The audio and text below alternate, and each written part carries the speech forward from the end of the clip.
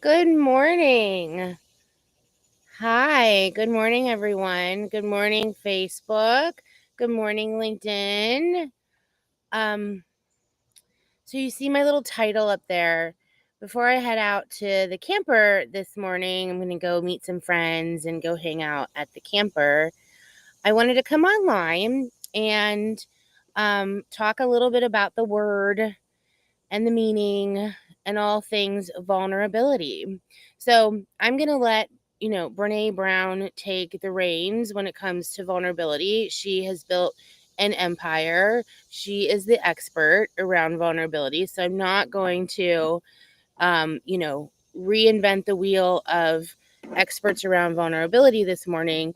But what I do want to talk about is what happened this week with me, the downloads that I've had this week as it relates to the importance and understanding your ability or inability to be vulnerable inside your business specifically. So I wanted to spend a few minutes and talk with all of you, but and benchmark you, like what's happening with your vulnerability when it comes to your business. So I'm going to open up my chat this morning, and we're gonna talk a little bit about what it means to be vulnerable inside your business, and I'm going to share some downloads of what happened this week with me and with some of my clients when it comes to vulnerability. Now, to be honest with you, 100% honest with you, I grew up in an environment where I had a mom who really didn't have a filter. So she was a little bit of an oversharer. So when it comes to vulnerability, I'm not talking about we're going to go dump on people all of our dirty laundry.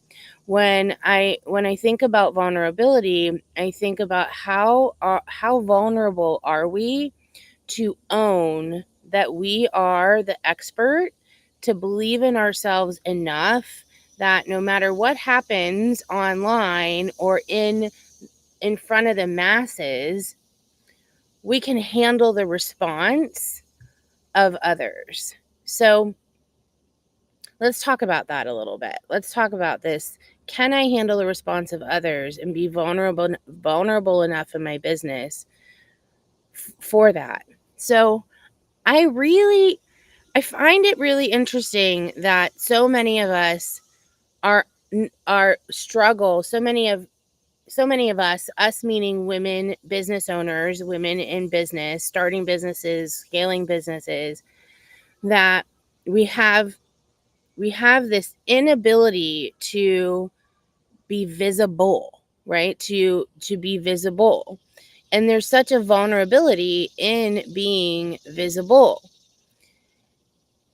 And so when I look at my clients that are really struggling with visibility, we go down this road of what's the belief connected to this inability to be vulnerable and this inability to be visible, because somewhere along the lines there's a belief that limits you to do that. And we read about that a lot, and we read self-help books about it a lot, and we meditate about it a lot. But what's the actual action that we walk through? And so I learned through 12-step recovery, I learned from really amazing heart-led women that we are products of maybe that we are products of our environment. So when I got sober 21 years ago, one of my very very first women that allowed me to get vulnerable with her, she said, Dora, you are a product of your environment. You live what you learn, and you learn what you live, and you take those experiences with you throughout your life. And then when you become an adult, you get to choose, you get to make decisions. You get now to either believe that old stuff or create new beliefs and practice new, right? So I've been on this ever-going journey throughout 12-step recovery of building character and changing behaviors, right?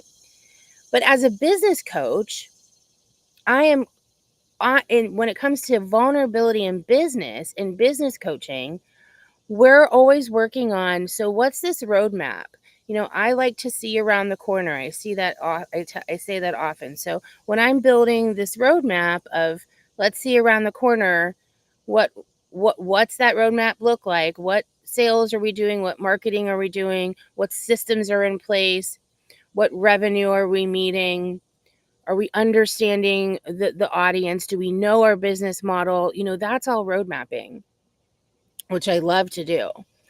But if I'm working with someone and their mindset is like, I can't right now. Like I am this, I am that, I am all these things. And if they're stuck, a lot of times they're stuck because they're afraid of being vulnerable. They're afraid of saying, this is either not working, or I'm scared it's not going to work. There's a block. They're stuck, right? So if you find yourself stuck,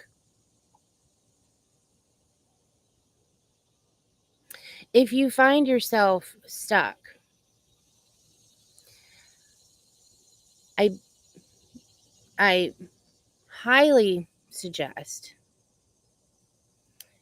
instead of saying, well, I'm stuck, let me go do what I've always done before, because that's how we react. That's our normal reaction. I highly encourage you to look at, what is it that's actually keeping me stuck? And if I'm afraid of being visible, if I'm afraid of vulnerability, then do I really, truly stamp it, anchor it, brick foundation it? Do I truly, truly believe that I'm the expert and that this is what I should be doing? So when it comes down to vulnerability in your business,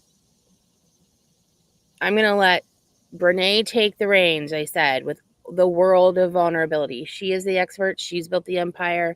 We know that it's hard for people to be vulnerable. There are a lot of people in my life, my sister included, she could not be vulnerable for years. There was some protection, right, that she had to have.